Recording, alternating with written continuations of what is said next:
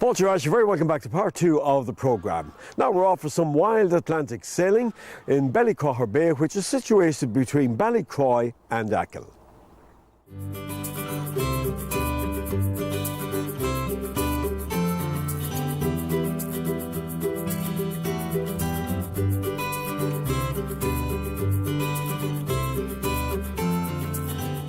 The water here is part of Bellacragher Bay, which is a sub-bay of Blacksod Bay, with Bellacragher on one side and Tunragee and Achill on the other side.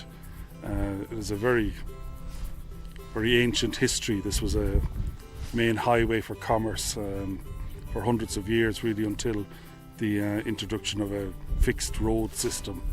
And that was in the 30s. The roads were able to handle buses, and the normal trade or transactions between this side and the other side of the base ceased, and mass immigration led to the bay not being used. But in the last 15 years we set up a sailing club here and teach sailing, powerboating, and it's seen a massive resurgence between the two communities. We have about 20 kids from Achill, Tunragee that come across here, rig the boats, and we sail in the bay.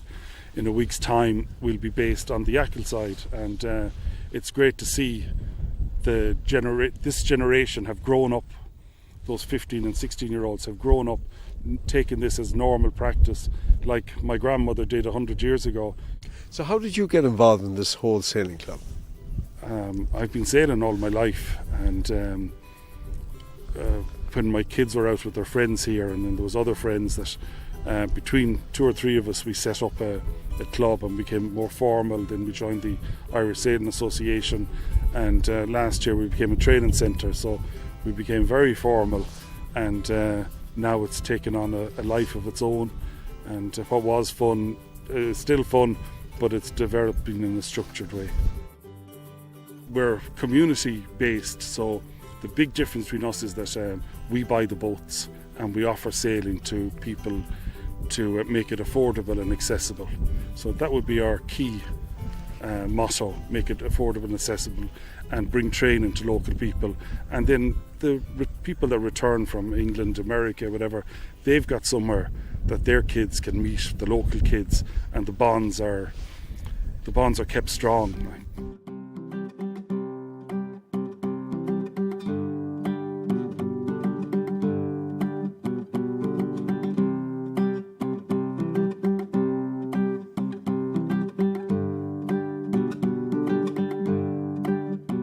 Oh, we've been coming to Bellacragher Bay for years now, since the kids were small.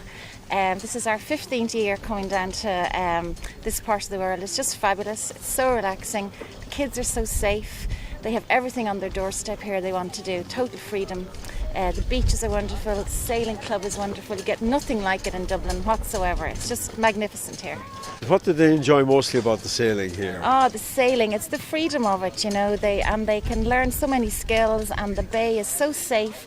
As a parent, you know, coming down here, that all the safety precautions are going to be taken, that when they go out there, it's just such a safe environment, yet they can have so much freedom. It's wonderful. It's very hard to get it anywhere else in the world. It's a real hidden gem. It's fantastic. It's a little bit difficult to find, but it's well signposted, and once you get here, it's just so enjoyable, so relaxing. Total confidence in the setup. The kids are so safe. They love it. They've never really, my kids can all sail. They're really good sailors. They've never really had any other training in sailing other than here. Every summer off they go, and they just learn the skills naturally, as opposed to being kind of forced upon them in a school where they're told not to do this and not to do that. It's total freedom and very relaxed, and they really have enjoyed it over the years. And is today a good day for sailing now? Today's a good day, yeah. There's a little bit of whinging going on, not enough wind. I have a few serious racers here today with me, and they're not too happy, but they're checking tension and they're checking this, and they're comparing boats to make sure no one has an advantage over the other. They're fierce competitive when they get out there. There's a few guys up now, really very good sailors, so they're going to be giving a blast, and I'm going to hopefully hitch a ride with them. They're not too happy about that, but that's the plan anyways. You've added a new addition to the sailing club now, a floating classroom. Tell me about that. The idea for a floating classroom is that this is a tidal bay, and one side of a tidal bay is usually a steep shore, the other side is a shallow shore. So this happens to be the shallow shore, so we can have 300-400 metres of strand when the tide goes out, which can delay delivering classes or training. So I thought that if we built a floating classroom, we just keep it in deep water, and then the boats can tie up to a pontoon, walk into the classroom, do their theory part, get everything right, back into the boat and put it into practice. One of the other initiatives you have is the summer camps. Well, our summer camps are going since 2003. So for 4 days after the August bank holiday weekend, we introduce kids and experienced people. We ask the experienced people to bring on the younger kids. This year we're bringing a dark sky element into it.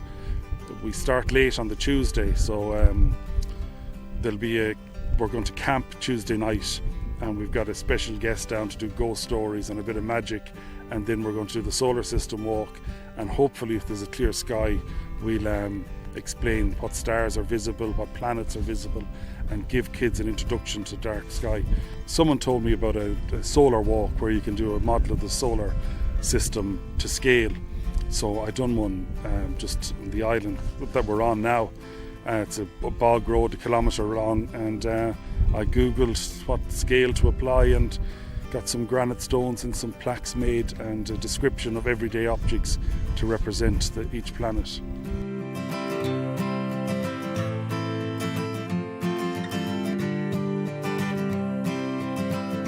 Just before we go, a bit about yourself, James. You came home, you're a returned immigrant. Yeah, I came back in 97, and when, like a lot of immigrants that come here, we used to come back on holidays. No sooner were people in Bellacragher or in Tunrigee or in Achill, they were always going looking for somewhere to go, and many didn't look at what was on their doorstep. We always had the dark sky before anyone put a name on it, and we always had the sea, we had the scenery, and all we did was introduce the old ideas back to the place. Our grandparents and great-grandparents were doing all this, just that a generation or two seems to have forgotten it. So all we've done is bring it back. So if people want to get more information about all these wonderful projects here at the club, how can they get in touch with you? Well, Bellacragher Bay is on Google Maps, so that's the very first thing they can do. We have a Facebook page, and we have a website. So everyone is welcome. That the scenery is here to be enjoyed, and this is the way to see the wild Atlantic way. It's get on the water. What a hidden gem there, and I would encourage people to go along and visit Bellacragher Bay. All right, so it's almost time for us to go, but before we do, can I remind you, coming up after the break, we're joining Martin Logan once again in Manchester, who's out and about with the Irish community in the UK. Okay, we have some music now from Jerry Guthrie. Here he is with Mayo Will Always Be Home, and I'll talk to you next week at the same time. So until then, slán go fóill. Collins Music Castlebar, suppliers of musical instruments and books for over 100 years. The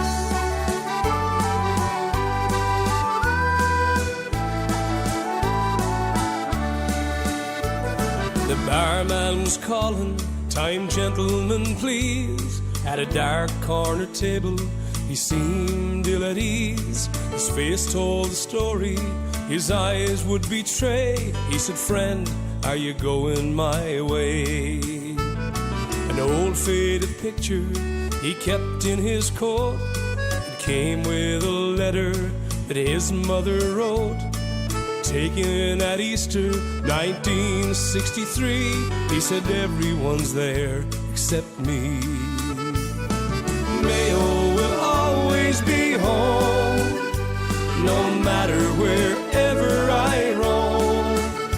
Although we're divided by land and by sea, Mayo will always be home to me.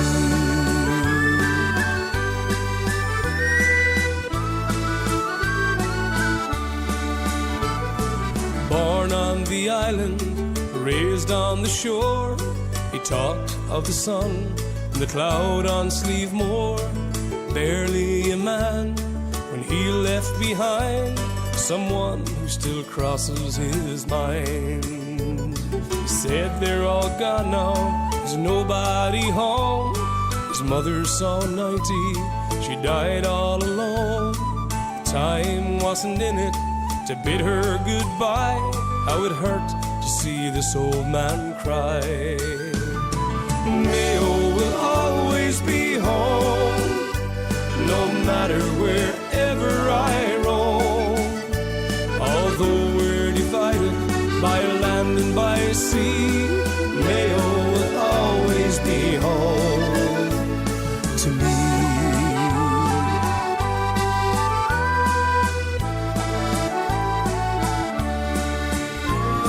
We landed in Mayo, this old man and me. We stopped by the old home one last time to see the house and the garden, the open half door. And he said as we stood on the shore, Mayo will always be home, no matter wherever I roam. Although we're divided by land and by sea, Mayo will always be home. Mayo will always be home, no matter wherever I roam. Although we're divided by land and by sea, Mayo will always be home to me.